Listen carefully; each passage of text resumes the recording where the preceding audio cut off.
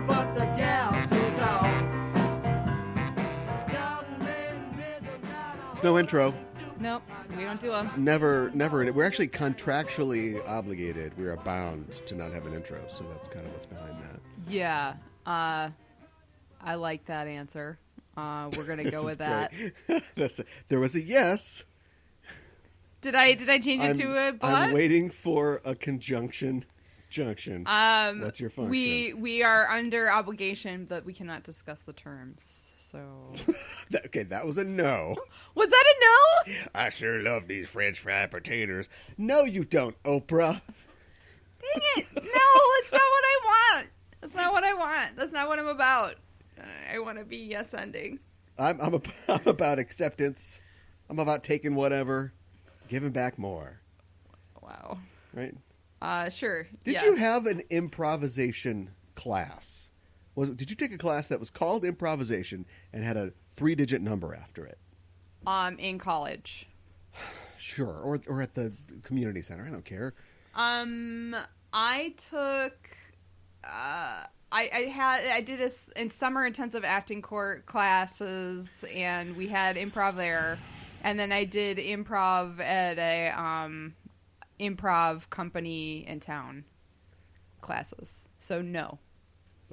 That, in addition to explaining everything, took a long time to get here. Did you? Yeah. Yeah. And then I audited it like every semester afterwards. Okay. All right. I came in and did it again and again and again. And Well, the good teacher for was you. happy that I was there. Good. Because it helped the other people. Because everybody takes improvisation. Well, this is okay. Not going to derail the show. Promise. We're doing COVideos today. But real fast, I went to an evangelical college. Don't judge me. A lot of water under that bridge. That had a drama department, for ministry, not theater. But it had one professor. Wait. I guess I never really thought about it before, but it was This is supposed to be short, but geared towards ministry? What? Why was it called drama and not the theater department? Okay. Fair. Look, we can't get into any of that. Okay.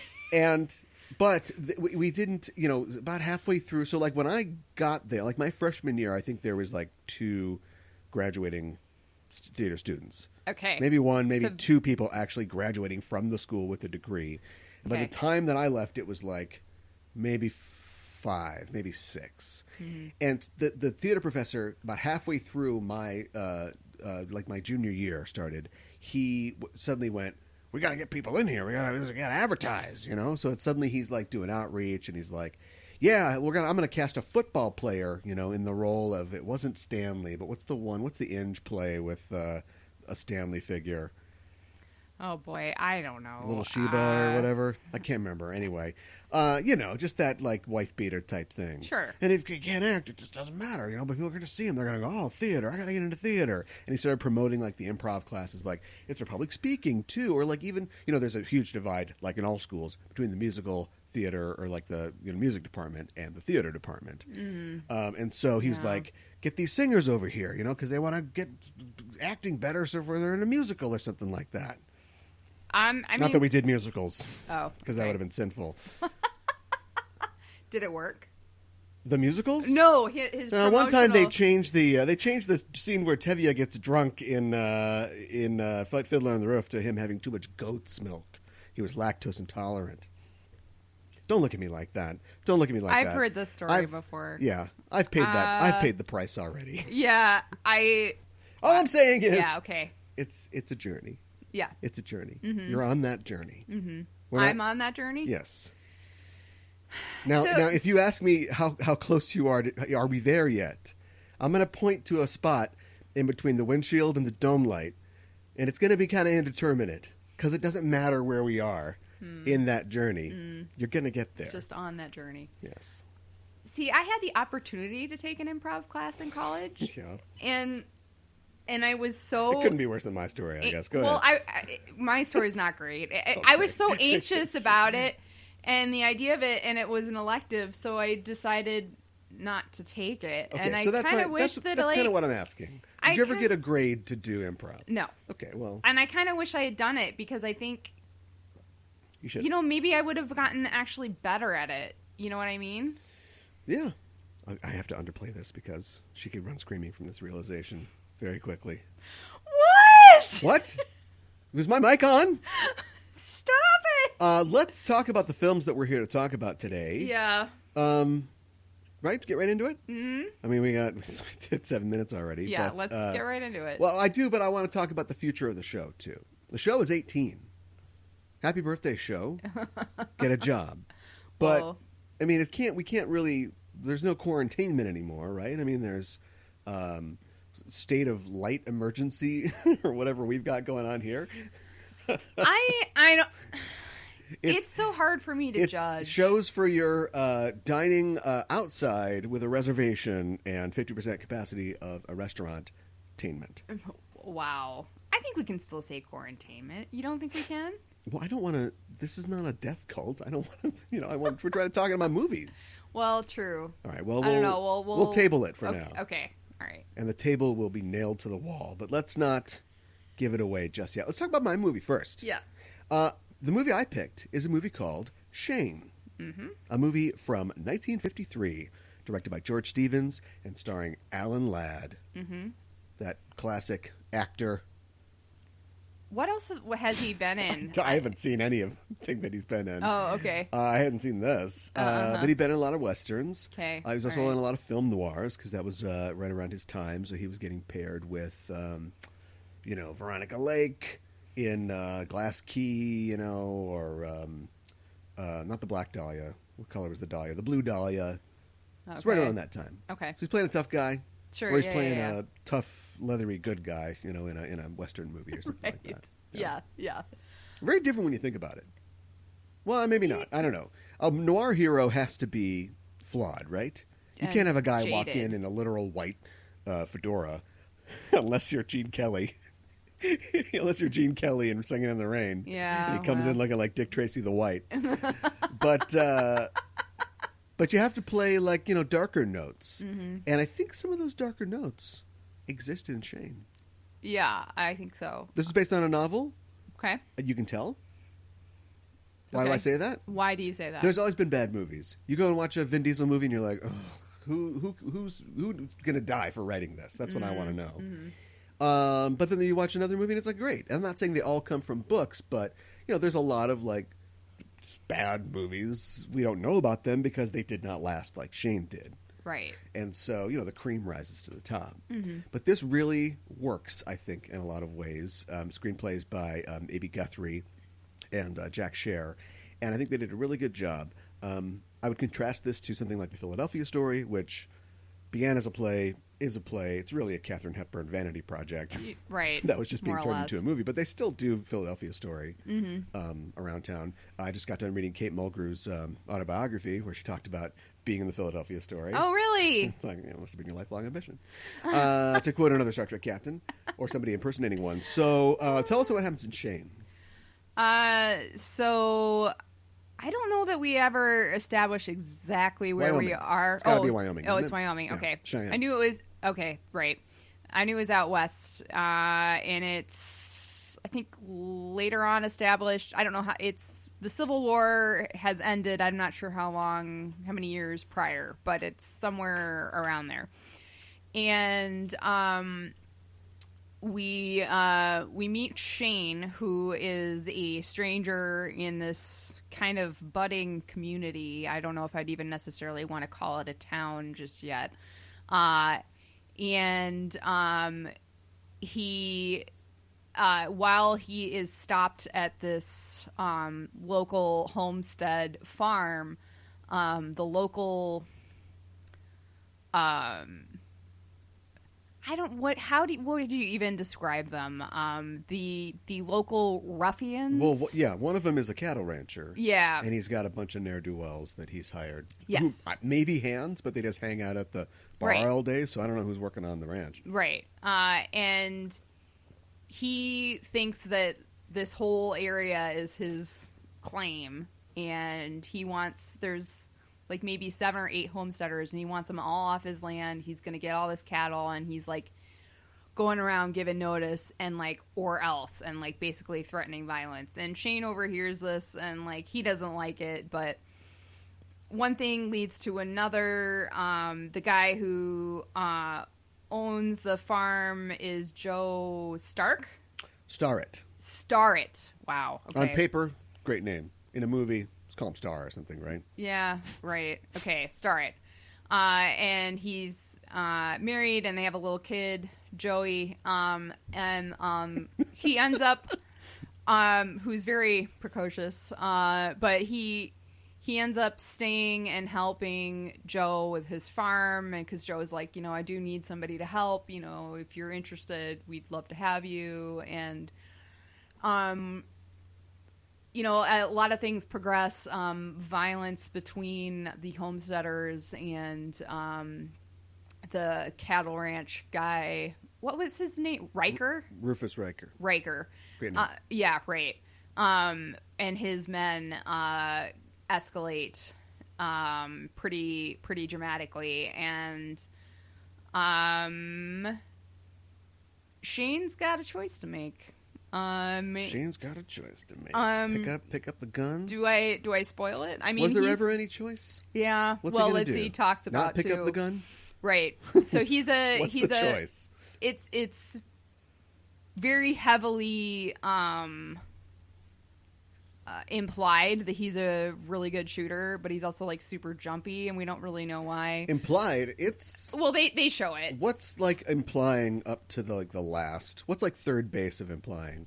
Yeah. I gotta write something down. Hold on. Wow. Yeah, I mean he was a gunslinger. He's a former gunslinger. Yeah. And later when you see Walter Jack Palance in one of his first. He was in a thriller the year before and got people were like, who is this guy? Like, he's great. Mm-hmm. And then didn't get a nom for another 40 years, but whatever. Thanks, Billy Crystal. But when we see that guy, it's like, whoa, this guy's bad. But you get the idea that Shane might have been a lot like this guy. Mm-hmm. This is right. A past that Shane is running from. Yes. Shane has come out here to escape that life. Right. And there's that. You think of this is what gets me about Shane. I'd never seen Shane, even though I know it's people just talk about it as a great movie, and they're all right. It's fantastic. It before, but it is. This is now one of my favorite movies. Okay. But you think about old movies as being we're going to talk about one in a little bit. A little slow and okay, we get it, or oh boy, let me tell you everything that just happened in that last scene. This lacks that so much, and I think it's the smarts of Stevens, the director. It's the screenwriters to take what was clearly something that you would just describe on a page and put it in film. Don't go well, I got to tell you, this is what I think about this. The scene where Rufus comes to Starrett Farm, yeah, and to be okay, Joe, look, we've had our ins and outs here, but I'll tell you what, you can work for me. You're going to make twice what you make doing this, and you're going to have a good time, and your family's going to be taken care of. And he's like, screw you, Riker, or whatever. This whole time, Shane, is sizing up Wilson, yes. Palance's character. Yes. And Shane goes out and gets a drink of water, and then kind of goes back and leans against the thing, and then Wilson takes a drink of water, and the whole time they're just looking at each other and sizing each other up. Yeah. Yeah. And by the time they go, they leave. And Wilson kind of gets on his little trotty horse and he trots off. And they're like, what do you think about him, Shane? Shane's like, this is not great. It's not great. This guy's good. Yeah.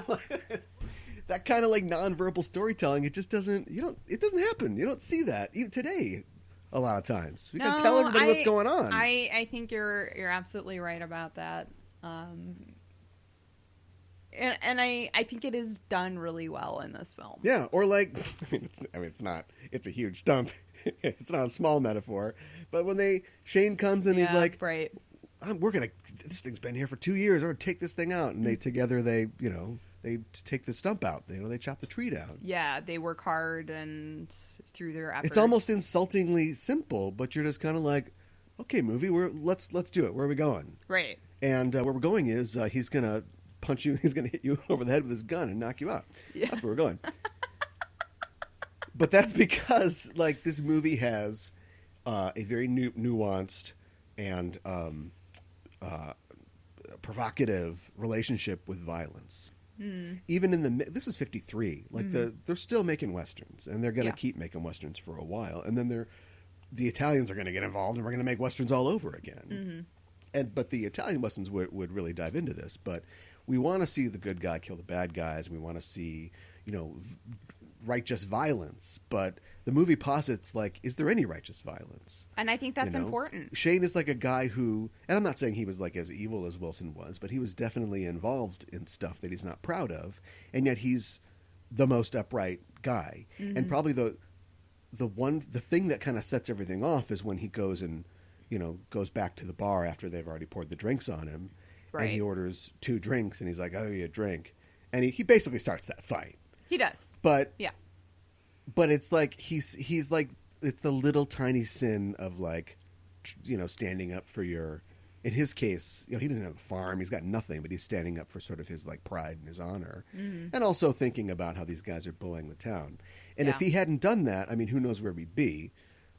Stonewall might be alive, but by doing that, dispensing that little bit of violence, it takes us, down this roller coaster to the end where he's like, I have to be this guy, I guess. I didn't want to be this guy, but I have to put the gun on, and I have to blow these assholes away. Skipping right to the end. Yeah. Is he going to die? Oh, like that's at the end of the that's movie? the eternal debate. He rides off. Joey sees that there's blood, that he's hurt, and I guess I didn't think about that. I guess I just assumed he wasn't hurt that badly. Well, right, and because they don't play it, like, overplay it. Ladd is great in this movie. I want to go watch all Alan Ladd movies now. But he tells Joey, this is a way of life, and you don't have to be like this, and I took care of this, but now I gotta go. And he rides off, and he is sort of limp in the saddle. He literally he rides over the graveyard. He rides through the graveyard. True. At the end. Yeah, I did. You know what I mean? I think that was kind of interesting. Yeah, so, as we were moving into it, I was like, no, I think people are overplaying it. It's like, whoa, no, there's a lot of symbology in this. I think maybe people have a point. Yeah, I guess I didn't think about it like that, and I probably should have once he rode through the graveyard.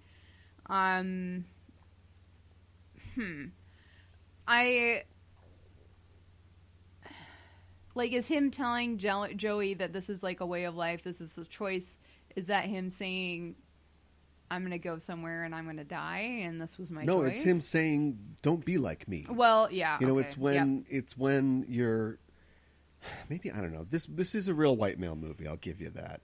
Yes. Although I don't think it has a problem with women or minorities. Like, women are a huge part of the film. I don't think that minorities are. Well, I mean, minorities aren't really represented. They're not in it. There is one line that I thought was kind of interesting, and I was glad was included when Riker goes to the. I can't wait. To the farm, and he's talking about how this is all his land. He worked hard for it, and blah blah blah. And Joe and he doesn't like rap music. Stop it! No, and Joe is like, this isn't really your land, this isn't really anybody's land, and you know what, the trappers and the Native Americans were here before. He may have said something less PC, but confirmed. It's woke. Well, I'm sorry that this got derailed. I wish I hadn't said minorities. Oh, okay. This really got derailed. Sorry. And I remember my point, so feel proud. Wow. No, it's like when you see, this is a white male movie, and when you see, sometimes your dad will say to you, don't get in a fight, be a good person, turn the other cheek or whatever. And then, like, somebody tries to, kick his ass at a wedding or something like that, and he has to put them in their place. And you go like, whoa, Dad was going to kick that guy's ass. But he might come to you after that and go like, don't. I made the wrong decision. Don't do what I did. Right. But, like, the guy's on his ass. Like, we solved the problem, right? Right. And that's the relationship with violence. It worked. Mm-hmm. They went out and ordered a gunslinger from Cheyenne who came in and went, who's the guy I have to kill?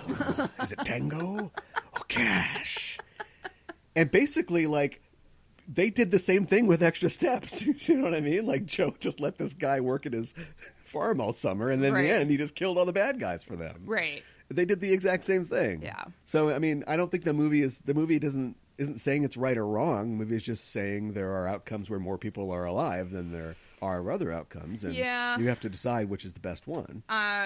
The wife at one point says to Shane, I don't think that we should have any guns in this valley, including yours, and that Joey's little wooden gun, so that's fine.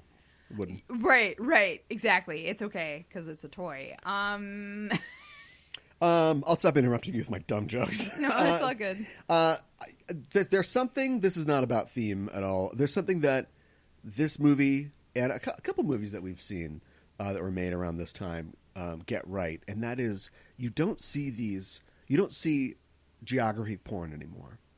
Do you know what I mean? Yes, I did notice that in this film. It's and it's a thing of like you live in Ohio, Youngstown, Ohio, or something like that. You're not going to see the prairie of the 1800s, but just that was part of the draw, delivering that to people, especially in Technicolor. Like this is an early Technicolor film, and it's amazing, and that's great. But also the coordination of long shots, I feel like you wouldn't even bother with anymore. You would just CGI something in. So I mentioned when we saw Butch Cassidy and Sundance Kid, the scene where we see the Panama hat guy like in his posse riding to get those guys, and you see them like framed in between leaves, the eaves of a tree. Yeah, and it's a flat thing because it's a zoom lens, and they pull out, and we sort of join Butch and Sundance in the shot, and it's like that was a bitch to set up. I bet it was. And there are a ton of scenes like that in this where there's a whole scene playing out, and you see a speck in the background, and then as the scene's playing, the guy gets closer, and there aren't any cuts. No. And then it's the Swede. The Swede's here, everybody. Yeah, and their scene's over. Think of the timing. In one of them, Joe's chopping a log, and he nails it. He goes right through the log, like the second. What's his name pulls up and he's like, I'm leaving. You can't talk me out of it. And it's just like, how many times did they have to do that? Probably a lot. You would just fake all that together. Now you would just have a close up on little Joey or something, and then cut back and this guy's here. It's just like it's old school filmmaking. They don't do that anymore. No, they don't. 5 minutes. I thought it was the relationship between Joey and Shane was actually really sweet. Like he really clearly looked up to him and thought he was cool from the beginning. And but it's a spectrum between him and his dad and Shane. Yeah, that's true. Because that's true. And his dad is like, Van Heffen or whatever his name is, like, he's great in this too. Yeah. And you never get the sense of the one thing that I'm not sure if it's right or wrong. I guess I love the movie, so it must be right. But nowadays they would put something on him.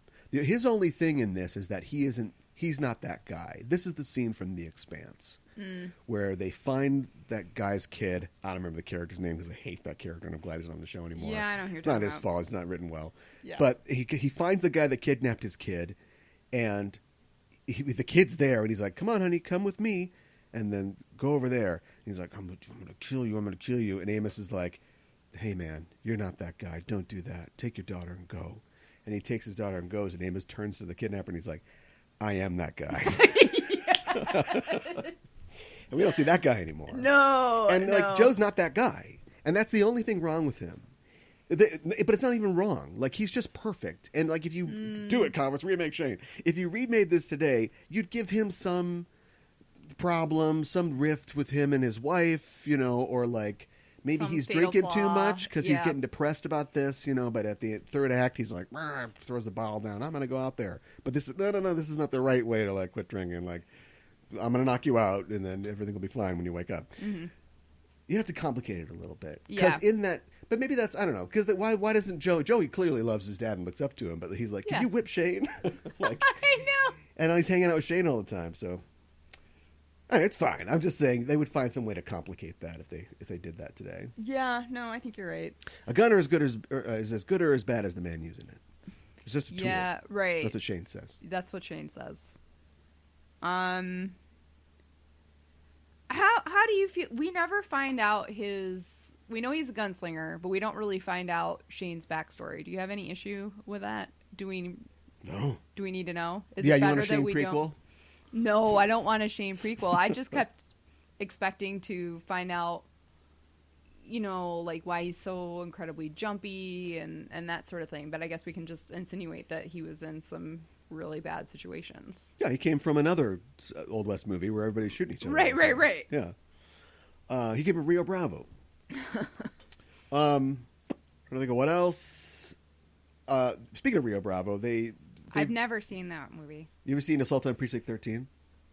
Yes. Same plot. Only no ice cream Satan murderers. Okay. And to the film's detriment, really. But it's like, it's a fortress movie. It's the bad guys are coming. They got to kill all the bad guys. That gets remade a lot. Like that type of story gets made a lot. Anybody ever done Shane? What's a Shane? I guess Unforgiven's kind of a Shane. Put that on your list. On your list. Don't know if I've seen Unforgiven or not. But just having like the guy who's like I don't know, or like I don't know. I guess there are plots where a guy who's like I don't want to be that person anymore, then gets pushed too far, and then he does that again. But it's I don't know. Like Assault on Precinct 13 is just so clearly Rio Bravo that I'm surprised. I don't know of any. I don't know if listeners, if you know of any movies that are just doing Shane, let us know. Just enough trope on Twitter. What else? Last thoughts? You got any last thoughts? Not I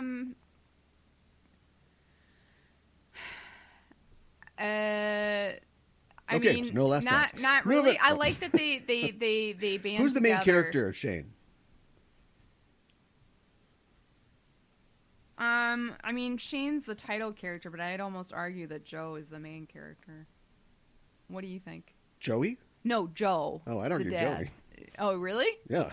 Oh, okay. I mean, not really. It's just fighting over nothing because it's an ensemble movie, I think, clearly. Yeah, Shane gets a surprisingly small amount of lines and screen time for the movie being named after him. Yes. What else would you name this movie if not Shane?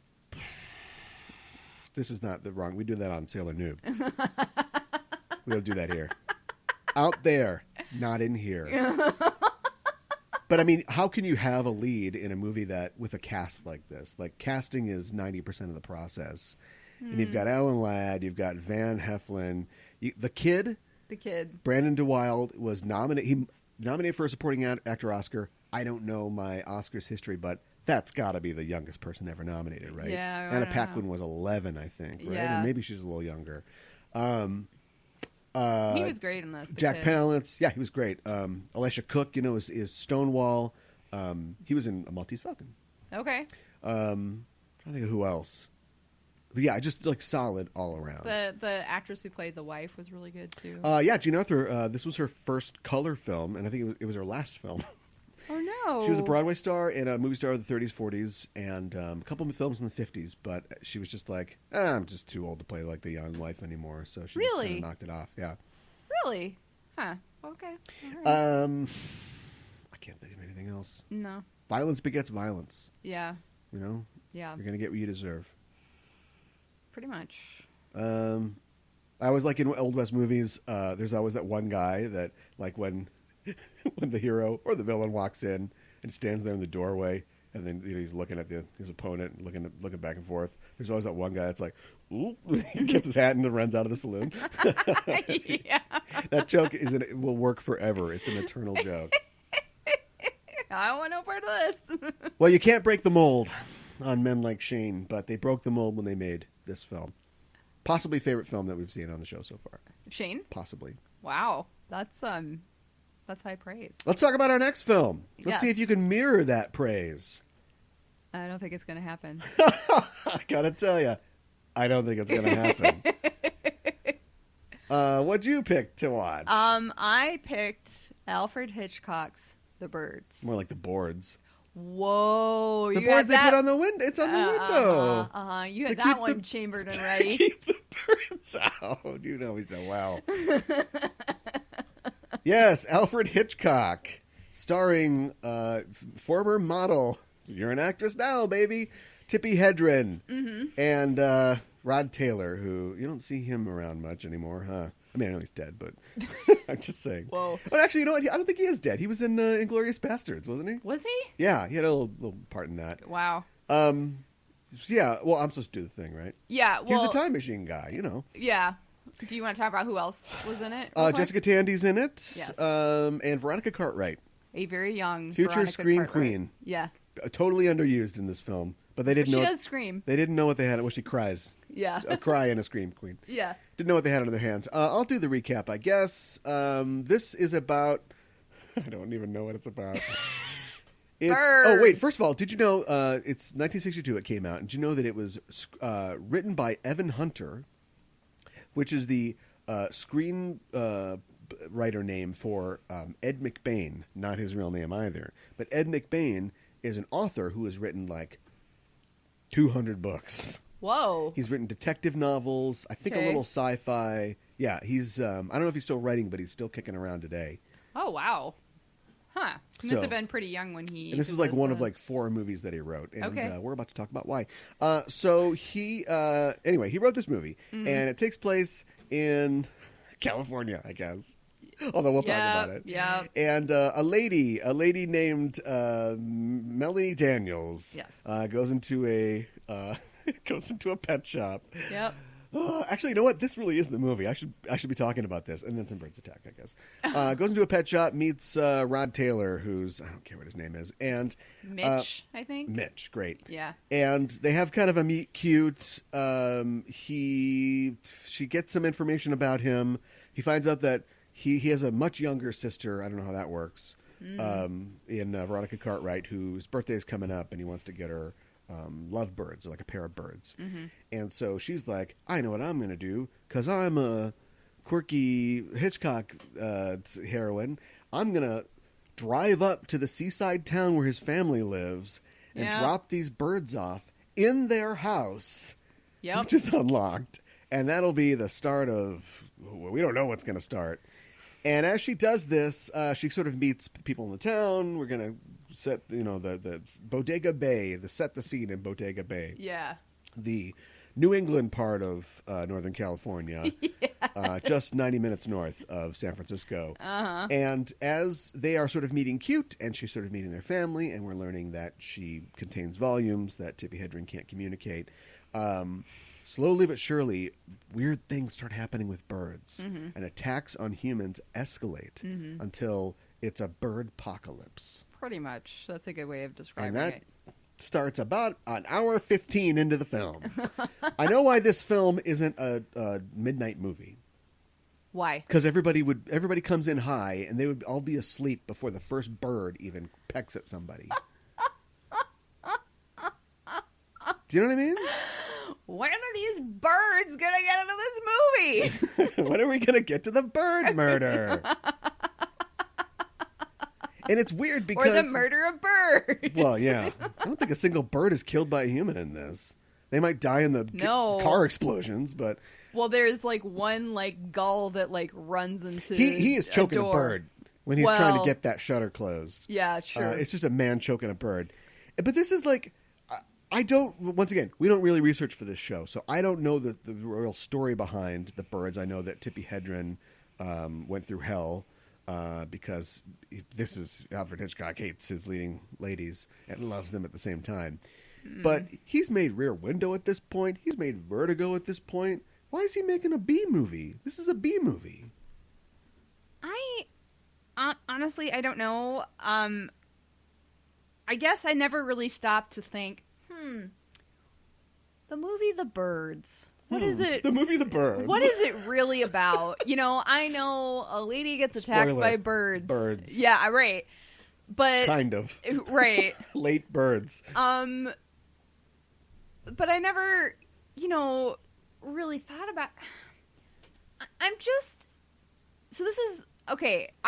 Let's start a sentence. I know. And commit to it. There are Hitchcock films that I have seen. There are some that I haven't. This that was covers one everything. of them. What was that? That covers everything. Well, okay. Well, get to it.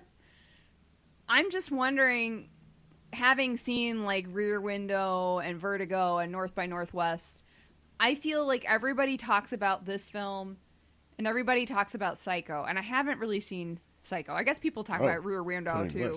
It is on my list.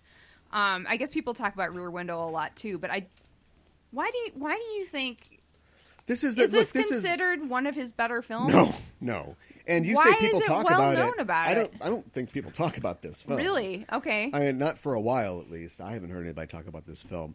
It follows. I mean, at this point, Hitchcock's like kind of on the downslope, right? I don't know if he doesn't care, or I don't know what the situation is. I have to watch that Anthony Hopkins movie, I guess, or the Toby Keith one. I wish it was Toby Keith. What if Toby Keith played? It's Toby. What's his name? The British actor. What if Toby Keith played Alfred Hitchcock? How do you like me now? Now that I'm putting myself in my own movie. It follows the pattern, right? He's got a blonde lady.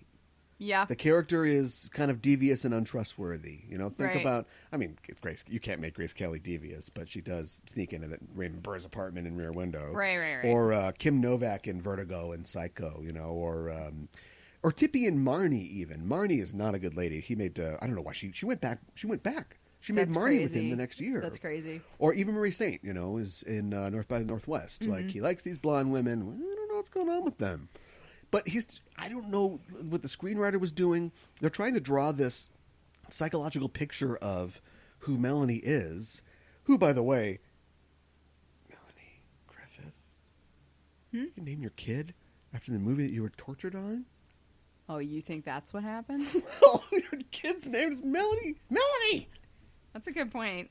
Why would you want to name What was your Melanie kid? Griffith's worst movie? What if she named her? What if she named Dakota Johnson, Jeff Daniels Johnson, or something like that? No, Bonfire of the Vanities. Bonfire of the Vanities for sure. Okay. What if she named her Hanks Johnson? This is insider. This is 301 level stuff. Yeah. So he's following the thing, and it's almost like, all right, I'll put some birds in my movie, I guess. Like, you know what I mean? Like, we go through this whole thing, which Tippi is sorry. I mean, maybe she got better later, but she's just not pulling it off. You know what I mean? Like, she looks good. She looks so good. I have no idea why they used the Vaseline lens on all of her close-ups. I guess it was just de rigueur for the time, but you can barely see, like, that's a beautiful smear. Did you get, maybe it was just a French twist, but did you get a Jerry Ryan vibe? A little Jerry Ryan vibe there? A similar facial construction? Yeah. I didn't think that while we were watching it, but now that you pointed out, definitely. Yeah. But anyway, so we're doing that. She's got this sort of push me pull you thing with Mitch. Rod. Yeah. That it's slowly going somewhere, but maybe it'll go somewhere, we don't know. And that's kind of Marnie too. Like all this kind of would be repeated a little bit in Marnie. We should have watched Marnie. Sean Connery's in that one. But Should I put it on my list? no, it's not. No, it's not a good movie. But she like robs banks and stuff. It's interesting. And she gets raped. Why'd you say it like that? Well, because it's this. Because I don't want to talk about the birds. I'd rather talk about the fact that this straw man or straw woman that I've invented doesn't like the fact that I didn't want to talk about Marnie getting raped in Marnie. This is not when Marnie was there. She wasn't there. That was the problem. Okay. All right. They wrote the song "She's Not There" about Marnie. All right. Do you want to take over? How? I just think like it's just Where? it's kind of like a lazy B material Hitchcock film until it turns into Birdemic, and it is Birdemic. People laughed at that Birdemic guy, and this is just he watched the birds and did the exact same thing. In Birdemic, there's a guy and he meets a girl and they drink at a bar, and then like birds are attacking, I guess, and then there's superimposed birds. It's pretty much the same thing. Like these are not scary, convincing scenes. No. And they do the thing where like the kids are running down the road, Yeah. and I guess it's hard to like have birds attack living children and then get all the kids to run the right way. Yeah. But they're like matting in like different layers of kids, and then they've got two kids like Bert and Ernie, like with shoulders up, are like, oh no, running. And all the kids are laughing at the birds attacking them, and it just doesn't. It's not convincing. No. I don't know. Maybe in some ways the special effects take away from it a little bit, but I mean a lot of them are actual birds, and I think you made a good point. It's just not that scary, you know. But it's not compelling either. Overall, no, and we don't know why these birds are attacking. Okay, No, we never will. But fine. They don't say in the short story that it's like a novella. Okay. I don't have a problem with that, but, like, why did it start here? And, like, one lady, like, goes kind of nuts and, like, accuses Melanie of being evil and bringing it here because this all started when you came here. Right. Now, here's the thing. Uh-huh. I don't know how deep we can go into symbolism in a film where superimposed birds attack laughing children. Yeah, I know. However, that's the interesting thing that I want to talk about because that's the most what's the word I'm looking for? The Hitchcock. That's what I'm looking for. Yeah. That's the most Hitchcocky thing here because he's focused on the woman. He wants to know, he wants to get into this woman that we can't trust. Right. And so I think in the book, first of all, two things. One, the book does make it, as far as they can tell, because it's before, well, that's radios. It's early days of wireless communication. So they don't really know. But as far as they can tell, I think it's happening worldwide. Mm-hmm. In this, it's almost very specific that it's, I don't know what's going on in Bodega Bay and some surrounding communities, but it doesn't seem like it's everywhere. Everywhere, right. And so it does, like, Crazy Lady in the Diner is right. Like, it is her fault. But how is it her fault? Yeah, right. Well, and then Thanks for misnaming us in the pet shop. You're going to die. Yeah, right? Like, why are they, like, is there something about her? Is she just a bad person? Is there something that is she really evil? Were there Italian cousins? Did they have to jump out of the fountain when she jumped into it? She was pushed, she tells you. Well, the birds aren't buying it. I don't know, but I'll tell you. Once again, I don't think Tippy's delivering, but there are a lot of parts where I think Tippy's thinking about her role in all this and how and why it could be her. This is a weird thing, but I don't think they do this anymore. But like classically, when you have somebody in green or you show green on a movie screen, a movie frame, that means danger or something is wrong or strangeness or something. Oh, like really? That. I don't think they really do that anymore after Speed Racer, but. So, she wears that chartreuse dress the entire film. Mm-hmm. So maybe she is like the locus of something. I was trying to think about we have the kind of shallow psychology of her not getting along with the mom, but then the mom's like, starts to get closer to her. She cares for her, and then she tells the mom she didn't have a mom, and at the end, like the mom's kind of taking care of her, but whatever. Uh-huh. They break through the roof. Mm-hmm. Now, was there any significance to that room? Whose room is that? I think it was Kathy, the little Veronica Cartwright's room, because I saw it was like canopy bed. Maybe they lure her. They clearly want her. Yeah. Although they'll kill a gas station attendant, no problem.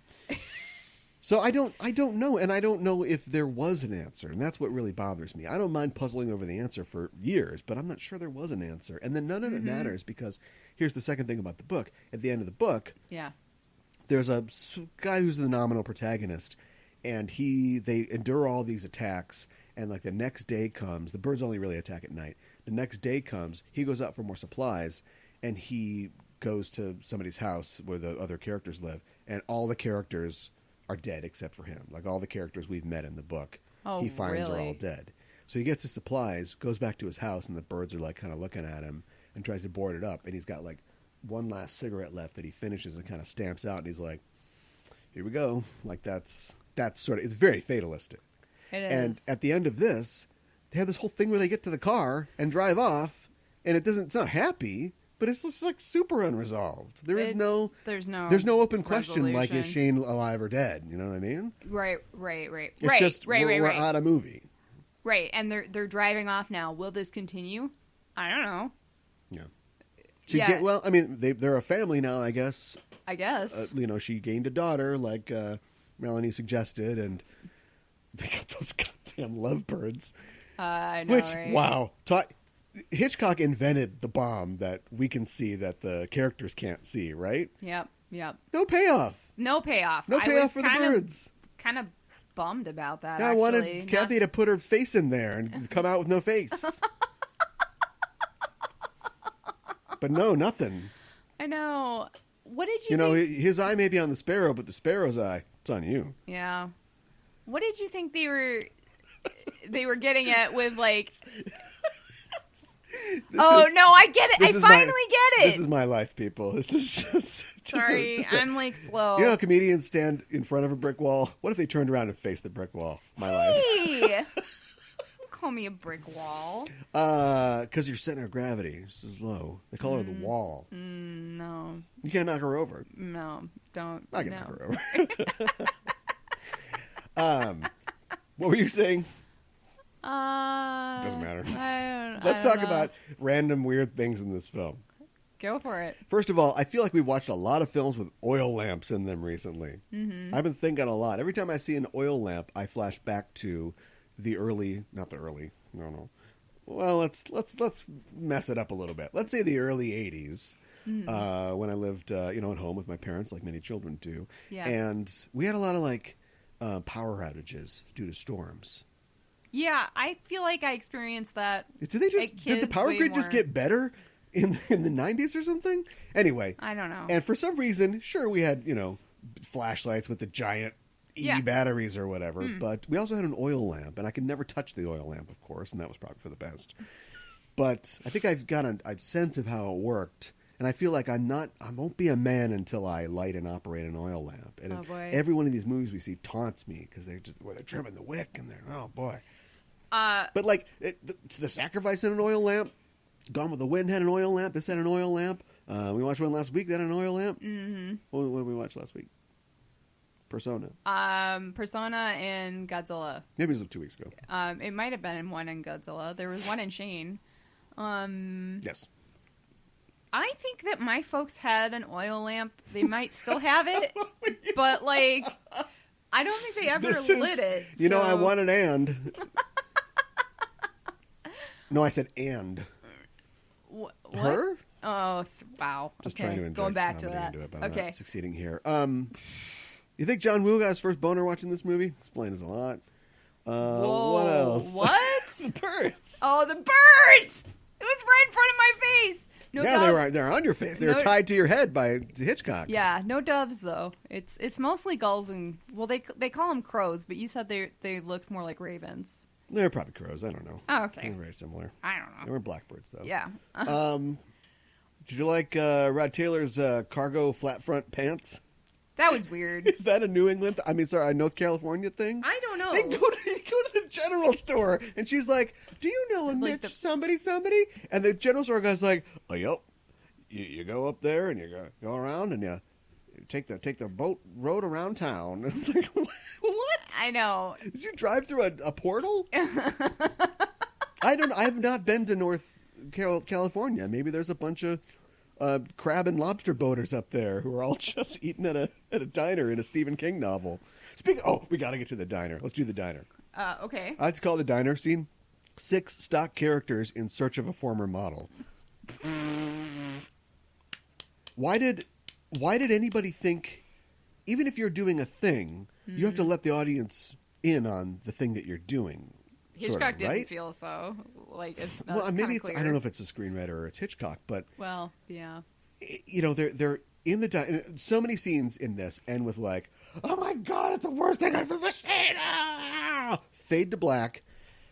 That was crazy. Cigarette, and then we do that after the kids are almost murdered at the school. Mm-hmm. That poor teacher, who I think we agreed was coded lesbian and would have made the movie a lot more interesting, but even though she had a relationship with Mitch, they ruined that. Yeah. She came from San Francisco. So they're in the diner and they're like, "I can't figure this thing out." And a lady walks in and she's like, "I'm an ornithologist. Let me talk about that. What do you think? Stereotype Irish drunk guy who's Catholic because he's Irish and he's going to quote scripture about the end of the world. What about you, sea captain? What about you, lady with your kids? What about you, man in a suit who's going to have a whiskey at 12:30 p.m.? What about... Come on, there's more. What about you, soda jerk cook behind the counter?" And then the fry cook comes in. He's like, "You guys talking about the birds?" What is the point of all that? I don't know. You just doubled the movie's budget in one scene. We've talked about before, like how you can tell sometimes when movies are based on plays. This felt very much like a scene. This would be a terrible scene in a play. You wouldn't cast somebody to show up for one scene; they wouldn't take the part. Well, no, I just mean this scene. Not that it's just in one scene, but the ensemble feel of it. You know, like everybody's got a line, everybody's got an opinion. Yes, I did. I gotta get my bat. Yeah, you know how this works. I still haven't got that bat. You need a bat to get your bat. Yeah. Do I go out with the samurai sword, but in the sheath? I don't know what the right answer is. Is I do have there an a army right helmet. answer? Wow. I'm ready to go. Wow. There's no more bats in the valley. Yeah, that scene is that's cuckoo bananas. What else? I don't understand why they have a lady who is an expert on birds, and then she's like, "Well, I know this and I know that," but she doesn't really help. Like, no, you gotta come up with a solution. But you have to have a character of authority who's like, because in the same scene, I guess they've got everybody. It's a scene of playing the subtext. Because you've got the authority figure, in this case a scientific authority figure, who's like, that couldn't happen. And then you've got the guy in the sandwich board, the end is near, or whatever, or the end is nigh. Right. Who's like, it's the end of the world. It's like, that's the subtext. You're saying the quiet part really loud.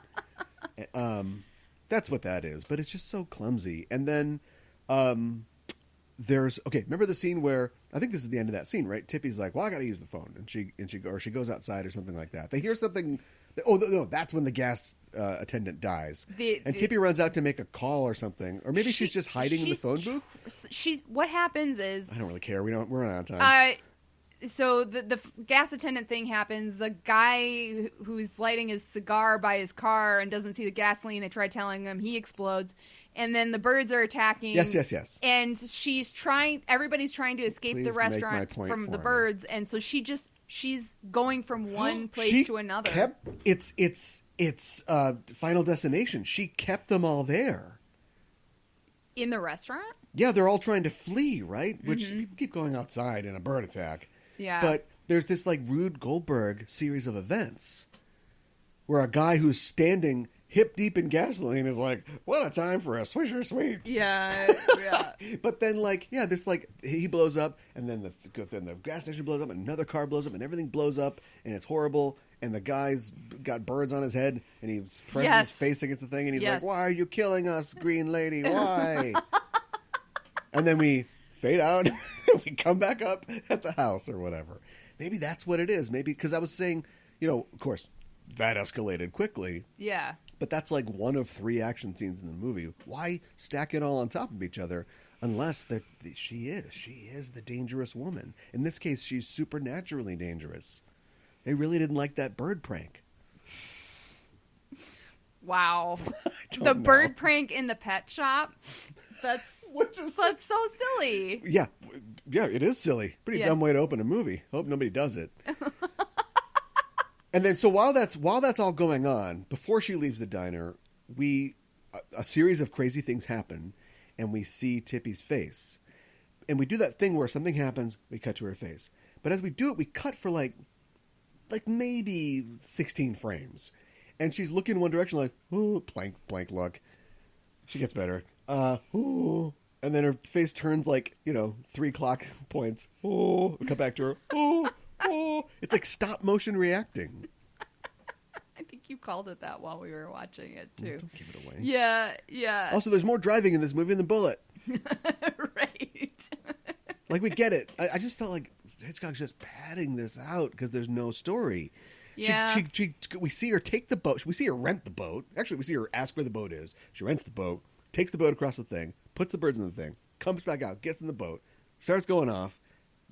Rod Taylor comes out, finds the birds, gets in his car. We watch her watch him drive all the way around the tiny little bay. Yep. He finally gets there. And maybe it's to stretch out the anticipation because the bird attacks her before we can complete this sort of thing. Like, he's supposed to meet her on the dock, but that's when she gets hit by the gull, which I guess have talons, but not really big ones. That you just made me realize something. I don't think there's actually something that maybe could have helped this. Like, there's not actually a lot of music, if much of any, in this. Not much. So, maybe that could have helped build the dread and, You need helped, more like, than that to build the dread in this Yeah. this lagging story. I know. What? Why is it so bad? Like, is I think it we just... talked about why it's so bad. Well, okay. You know what they need? Cats. Yes. Not singing cats. Right. Make a right. suit out of cats. Pull it on. You're fine. We were talking about long shot. There is a lot of there's a little bit of landscape porn in this, but also, Yes. am I wrong, or was that a 270-degree matte painting? It was a matte painting. They go up a sand dune when we're Yes. seeing like the thing. Then we reverse to have their shot, and it's one of those things where it's like it's a pretty good approximation of what tufts of grass, look like on Montauk or whatever. Sorry, North Carolina or California, but. Yeah, there's a big pan, and that's all a matte painting, I think, and it looks fantastic. Yeah, They don't do that anymore, either. No, they don't. I wanted to see, they set up a mynah bird, and it never comes back. Nope. Just to pick up that mynah bird. I know. What are ring, ring, ring, ring. Oh, it's for you. Oh, okay. You were supposed to pick me up, bitch. Oh, my God, the call's coming from inside the bird cage.